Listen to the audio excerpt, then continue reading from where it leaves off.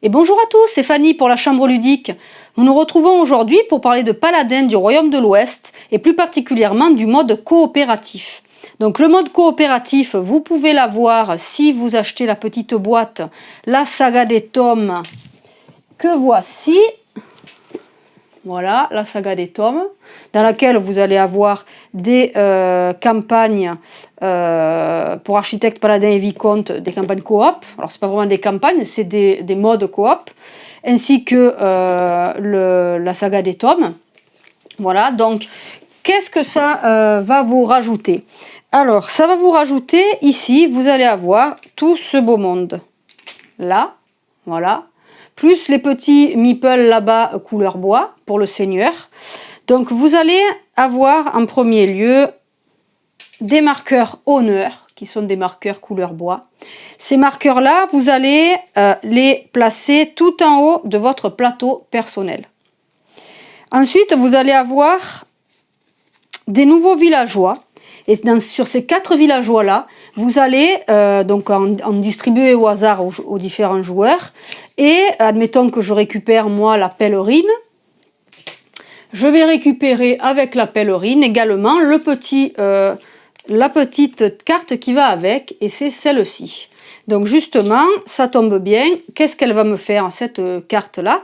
Eh bien, ça va me rajouter une action sur mon plateau personnel que je vais venir placer ici en bas.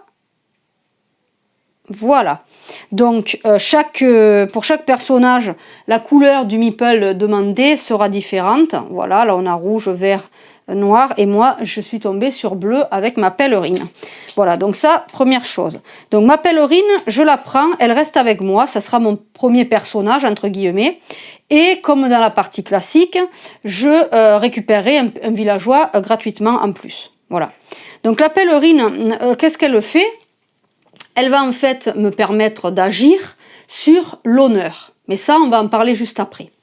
Alors, qu'est-ce qu'on va avoir de plus? On va également avoir des cartes, des nouveaux objectifs. Voilà, des nouveaux ordres du roi.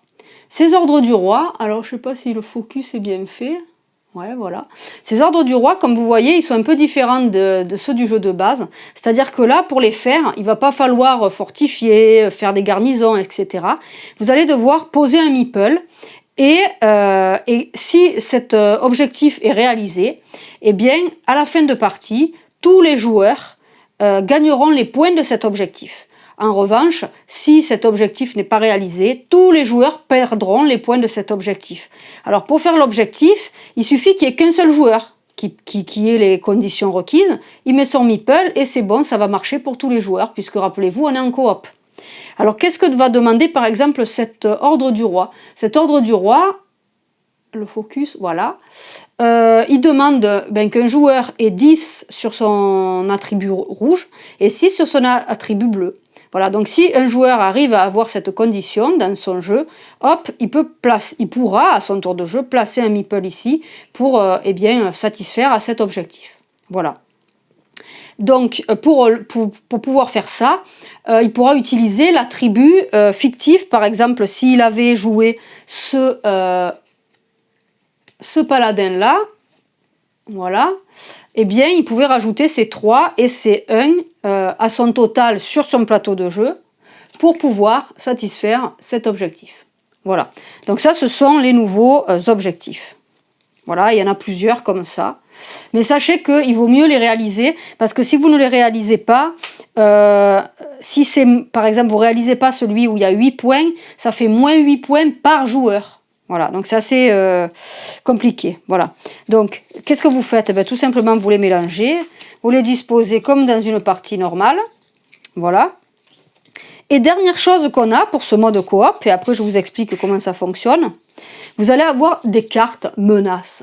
Voilà, les menaces du seigneur que vous voyez ici. Donc, vous allez avoir une carte menace des envahisseurs que vous allez poser en fait tout simplement en face de la première manche. Vous allez avoir aussi cette carte là. Alors d'abord elle est comme ceci, voilà, Celle-là sera posée sur la dernière manche et elle va déjà vous indiquer combien de points par joueur vous devez réussir à faire pour pouvoir gagner le mode coop, gagner le seigneur. Par exemple, si vous jouez à 2, 2 x 7, 14, vous devrez à tous les deux réussir en additionnant vos points à avoir 140 points au minimum pour pouvoir remporter la partie. Donc celui-ci va venir là. Puis ensuite, on en a plein d'autres ici qui vont demander, par exemple ici, ce n'est pas des demandes, qui vont nous dire que voilà, quand on va absoudre, par exemple, il va se passer quelque chose. Ici, ça va être lorsqu'on va recruter. Ici, ça va être lorsqu'on va convertir. Ici, missionner, etc., etc. Donc en fait, vous allez mélanger toutes ces demandes-là, toutes ces menaces. Voilà. Et vous allez en placer face cachée une en face de chaque carte. Ce qui fait que, comme à la troisième manche, vous retournez ces deux cartes-là, vous retournerez également ces deux-là. Voilà. Et puis le reste, vous le mettez en dehors du jeu. Donc là, vous avez, c'était pour le début de la partie.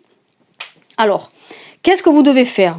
En début de partie déjà, en début de manche, à chaque début de manche, vous allez donc retourner la carte du haut et vous devrez, à partir de la deuxième manche, retourner les cartes ici. Cette carte-là va toujours rester là. Qu'est-ce qu'elle nous dit? Elle va nous dire que pendant la manche de 1 à 4, il faudra pour 2 joueurs, puisque là on part sur 2 joueurs, réussir à ou convertir ou attaquer ou les deux 3 cartes du chemin ici de la rivière des attaquants. Voilà. Et si jamais en fin de manche on n'a pas réalisé ceci, tous les joueurs perdent un honneur. Voilà. Et donc quand vous arrivez à la 5e manche, entre la 5e et la 7e manche, eh bien ça se corse. C'est non plus 3 mais 4 cartes qu'il faut avoir converties ou attaquées. Sinon vous perdez de l'honneur. Donc ça c'est la première carte. Ensuite, donc au début de chaque manche vous faites ça.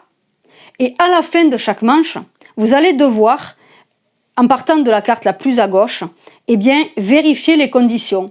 C'est-à-dire que là, comme je vous ai dit, si j'ai pas pu attaquer ou convertir des personnages assez, donc 3, eh bien je vais perdre ceci. Ok, bon, admettons que effectivement j'ai rien attaqué, hop, je perds une vertu. On passe à la deuxième manche. Deuxième manche, je retourne cet objectif, puis je retourne cette menace. Cette menace, qu'est-ce qu'elle me dit? Elle va me dire que, alors, ce qu'elle va me dire déjà, c'est que elle va me donner, alors je vais vous le montrer, pardon, qu'à 2 joueurs, il me faut 3 meeples du seigneur. Ok. Donc, je vais prendre 3 meeples du seigneur et je vais devoir les poser dessus. Et en fait, comment je vais faire pour éviter de trop perdre de trop prendre de malus? À chaque fois que qu'un joueur va absoudre, il va pouvoir retirer de la carte un des meeples du seigneur. Et dès lors qu'il n'y aura plus de meeple sur cette carte, elle sera retournée pour tout le reste de la partie. Ça veut dire que du coup, vous pourrez faire plusieurs manches sans avoir tout supprimé et arriver à une certaine manche, hop, ça y est, vous enlevez le dernier meeple, vous retournez ça, vous ne serez plus embêté. Par contre, tant que ces cartes sont retournées, vous perdez ceci. C'est-à-dire que là, on nous dit que s'il y a toujours des personnages sur cette carte, chaque joueur va perdre un honneur ou un attribut noir à la fin de la manche. Voilà. Et donc c'est ça qui est très difficile, c'est que vous allez comptabiliser à chaque fois toutes les cartes menaces non encore résolues. C'est-à-dire que là, voilà, j'ai 3 meeples du seigneur. Voilà. Donc je vais essayer peut-être sur cette manche, on va essayer, donc puisqu'on dit qu'on joue à 2 joueurs, d'essayer d'absoudre pas mal pour enlever ces fameux seigneurs. Mais voilà, arrive la fin de la seconde manche. Qu'est-ce que je compte? Eh bien, je vais devoir partir d'ici. Est-ce que j'ai fait ceci? Oui, non? Eh bien, non, je perds ça. Celle-ci, est-ce qu'elle est toujours valide ou pas? Oui, malheureusement, il y a toujours des meeples dessus, elle est toujours valide, donc en plus de perdre ça, je perds ça. Et ainsi de suite. Donc, il va quand même falloir réussir à retourner à faire pas mal d'actions pour pouvoir retourner ces cartes, parce que sinon, vous allez vous retrouver avec de l'honneur à 0 là. Voilà. Et vous allez comprendre que c'est très important de garder son honneur haut. Voilà. Donc ça, vous allez le faire au fur et à mesure des manches. Donc par exemple, voilà, on va tourner celle-ci hop, c'est ça. Là, pareil. Donc, bien sûr, à chaque fois, il faut mettre les meeples. Hop, 3 meeples. Et ainsi de suite jusqu'au arriver, donc, comme je vous l'ai dit, à la 5e manche. Donc, voilà. On arrive à la 5e manche. Hop, on retourne ceci. On met les meeples. Et il ne faut pas oublier que là, on retourne à partir de la 5e de ce côté. Voilà. Ensuite, on continue, on joue, on retourne ça, on met encore des meeples. Bon, j'espère pour vous qu'à ce stade de la partie, quand même, vous aurez pu retourner des cartes, parce que là, ça fait très mal. Hein. Et du coup, à la fin, vous faites la dernière manche, et vous retournez celle-ci. Celle-ci, qu'est-ce qu'elle nous dit? Elle nous dit que désormais, pour pouvoir faire des ordres du roi, eh bien, il faut rajouter plus 2 aux valeurs. Donc là, autant vous dire que c'est difficile. Admettons que vous vouliez faire celle-là. Eh bien, il va vous falloir 12 en noir et 8 en rouge. Donc, vous voyez, ça va être un petit peu dur, quoi. Voilà. Et qu'est-ce que ça nous dit? Ça nous dit qu'à la fin de la partie, chaque meeple du seigneur qui n'est pas parti de sa carte fait perdre moins 3 points à chaque joueur. Donc, ça peut aller très vite et ça peut faire très mal. Voilà. Donc, ça, c'est pour la partie... eh bien, menace contre laquelle il faut se battre. Voilà. Après, il y a quand même un côté coop, donc, comme on l'a dit, puisque un joueur peut effectuer une des actions de gauche de son plateau et en faire bénéficier un autre joueur. Par exemple, je peux me dire, allez, je vais développer, je viens, hop, je développe, je donne 4 sous, bon, que j'ai pas. Imaginons que j'ai 4 sous. Je paye mes 4 sous. Au lieu de développer, je demande à mon voisin de droite ou de gauche, peu importe, de développer chez lui. Et donc lui, ben, il n'a pas payé, il n'a pas utilisé ses meeples, mais c'est lui qui, sur son plateau, va récupérer sa petite cahute, va la mettre où il veut, va récupérer le bénéfice qui est indiqué ici. Voilà. Donc ça, c'est une partie de la coop. C'est-à-dire que pour tout ce qui est à gauche, vous pouvez faire bénéficier quelqu'un d'autre. Vous pouvez très bien mettre un meeple ici, et ce sera un autre joueur qui va prendre la suspicion et récupérer le criminel, par exemple. Voilà. Donc, bien sûr, si la personne, le joueur actif, a une carte qui lui permet d'avoir une réduction de coût, par exemple, ce paladin, il me dit que établir une garnison ne coûte pas de provision, ben je peux faire l'action de vouloir faire une garnison, je la fais faire à mon voisin, donc ça ne m'a rien coûté. Et ça lui a rien coûté, il fait sa garnison. Et si, par exemple, il a avec lui la sentinelle, qui dit que lorsqu'on a fait une garnison, eh bien, on récupère une pièce. À ce moment-là, comme c'est lui qui a bénéficié de l'action, c'est lui qui récupère la pièce. Voilà.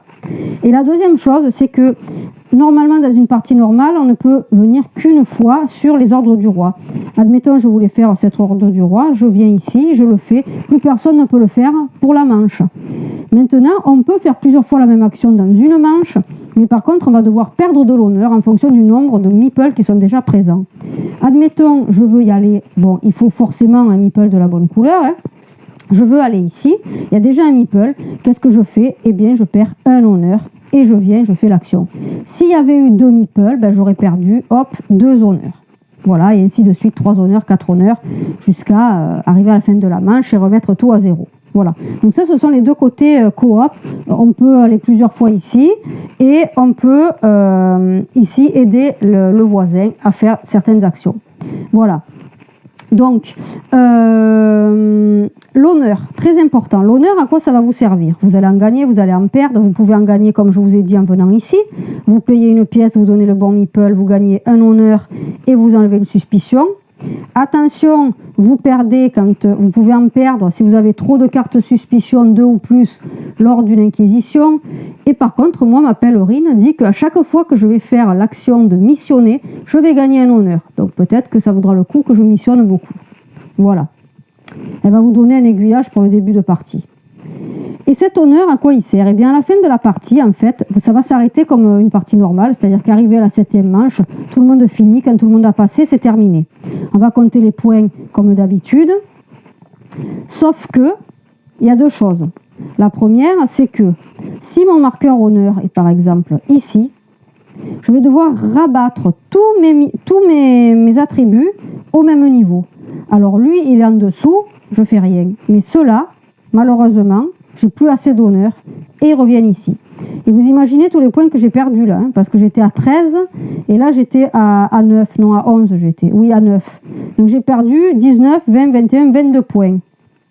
Enfin je ne les ai pas perdus, mais disons que je passe à 6 points pour les deux, alors qu'il y en a un où j'étais à 9 et un où j'étais à 13. Donc ça peut faire très mal. Sachant que du coup, comme vous avez pu comprendre, ce meeple honneur ne sert pas du tout à marquer des points, il sert simplement à situer l'endroit où vous êtes et l'endroit où vous devrez, hop, redescendre vos marqueurs. Voilà. Donc ça c'est la première chose qui va différer au comptage des points. Et la deuxième chose, c'est que quand vous allez donc vérifier les 3 objectifs ordre du roi, et bien comme je vous ai dit, ceux qui sont faits, tous les joueurs vont prendre 4 points. Par contre, ceux qui ne sont pas faits, tous les joueurs vont perdre les points indiqués. Voilà, par exemple, admettons que celui-ci était fait et celui-ci aussi. Tous les joueurs gagnent 4 points, tous les joueurs gagnent 8 points et tous les joueurs perdent 6 points. Voilà.